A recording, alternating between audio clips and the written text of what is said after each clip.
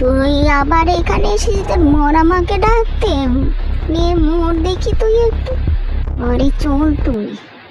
কে রে, রান্না হয়েছে নাকি রে তোর?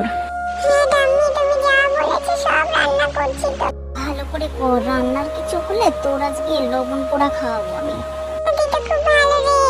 রে আমার মা কি করে রে? আরে ছুটকি খুব ইচ্ছে হয়েছে রে রান্না শিখবে, তাই রান্না শিখছে। এ বিশাল ব্যাপার তো, কি রান্না করছিস মা? আচ্ছা আমি স্নান সেরে আসছি, তুই শিগগিরই ভাত বার, খাবো জমিয়ে কিন্তু। হ্যাঁ আসছি আমি। ভাগ্যিস তুই মুখ খুলিস, নাহলে ওই গরম খুন্তিতে তোকে ছেঁকে দিতাম একদম।